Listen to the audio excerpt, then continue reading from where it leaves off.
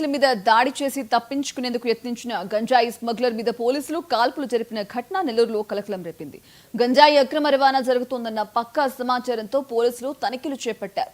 రాజమహేంద్రవరానికి చెందిన బీకర ప్రకాష్ అలియాస్ సూర్యప్రకాష్ కారులో గంజాయి తరలిస్తుండగా పోలీసులు అడ్డుకున్నారు. దీంతో స్మగ్లర్ వాహనంతో వేగంగా పోలీసులను ఢీకొట్టి పరారయ్యేందుకు ప్రయత్నించాడు.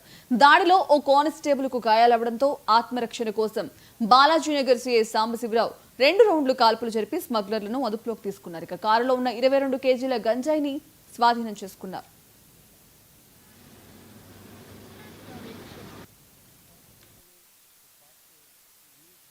కానీ ఎవరైతే ఈ కేసులో ఎక్యూజ్డ్ ఉన్నారో, నేరస్తులు ఉన్నారో, ఆ నేరస్తుడు చాలా ఫెరోషియస్గా అతను వాహనం వెనక్కి తీయడం, దానిలో ఒక ఈగల్ కానిస్టేబుల్ కూడా గాయపడడం జరిగింది.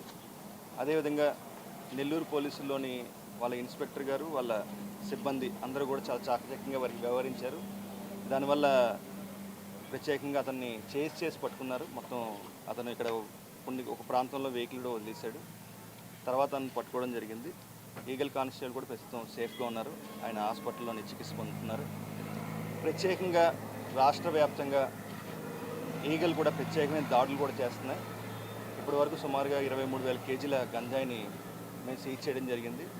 అదేవిధంగా జిల్లా పోలీసు సహకారంతో కొన్ని ఇంపాక్ట్ ఆపరేషన్స్ కూడా మేము ప్రారంభించాం. దాంట్లో ముఖ్యంగా ఆపరేషన్ గరుడ అని చెప్పేసి ఓపియాడ్ అబ్యూస్ జరగకుండా మెడికల్ షాప్స్ వాడి మీద దాడులు చేయడం.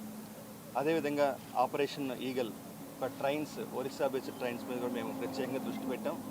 ఇప్పటివరకు చాలా కార్యక్రమాలు జరుగుతున్నాయి.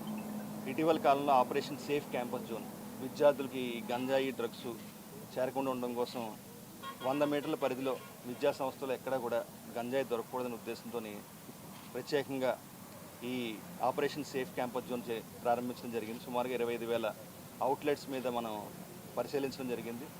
ఇన్ఫర్మేషన్ వచ్చింది. సో కార్లో గాంజా అనేది మూమెంట్ ఉందని చెప్పేసి నెల్లూరుకి. సో దాన్ని బేస్ చేసుకొని ఈగల్ టీమ్స్, తర్వాత మన జిల్లా పోలీసులు వాళ్ళ ఇంటర్సెప్షన్ బేస్ చేసుకొని మనం లోకల్ పోలీస్కి ఇన్ఫర్మేషన్ ఇవ్వడం జరిగింది. సో మనకి ఎప్పుడైతే పర్సన్ మనము కార్లో వస్తుందని చెప్పేసి మనకు స్పెసిఫిక్ ఇన్పుట్ వచ్చిన తర్వాత అతన్ని మనము బ్యాక్ సైడ్ ఈగల్ టీమ్స్, తర్వాత ఫ్రంట్ సైడ్ మనకు లోకల్ వాళ్ళు ఆపడం జరిగింది ఆయన వెహికల్ని.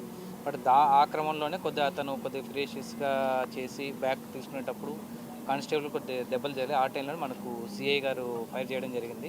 సో మనకున్న ఇన్ఫర్మేషన్ ప్రకారం ఇతను ఎవరైతే ఉన్నాడో ఇతని మీద ఆల్రెడీ 4 కేసెస్ ఉన్నాయి. డిఫరెంట్ డిస్ట్రిక్ట్స్లో 4 కేసెస్ ఉన్నాయి. మనకి 22 కేజీస్ గాంజా మనకు యాక్చువల్గా మనకు రికవర్ అయింది. ప్రజెంట్ ఇక్కడ ఎవరు రిసీవరు, తర్వాత అతనికి ఎవరు సప్లై చేశారు అనేది మనకు ఇన్వెస్టిగేషన్ జరుగుతూ ఉంది. సో ముందు కూడా మీడియా వాళ్ళకి మా రిక్వెస్ట్ ఏంటంటే, గాంజాకి సంబంధించి గవర్నమెంట్ చాలా ఎక్కువ అవేర్నెస్ ప్రోగ్రామ్స్ ఇవన్నీ కండక్ట్ చేస్తుంది. ఈగల్ కూడా చాలా మనకేంటంటే మన కాలేజెస్లో, స్కూల్స్లో కూడా మన ఈగల్ క్లబ్స్ అనేవి కూడా మనం ఓపెన్ చేయడం జరిగింది. ప్రతిరోజు మన అవేర్నెస్ ప్రోగ్రామ్స్ అనేవి కండక్ట్ చేస్తున్నాం. మీకు ఏదైనా ఇన్ఫర్మేషన్ ఉన్నా కూడా మాకు ఇచ్చినా కూడా మేము దాని తగ్గట్టుగా యాక్షన్ తీసుకొని, సో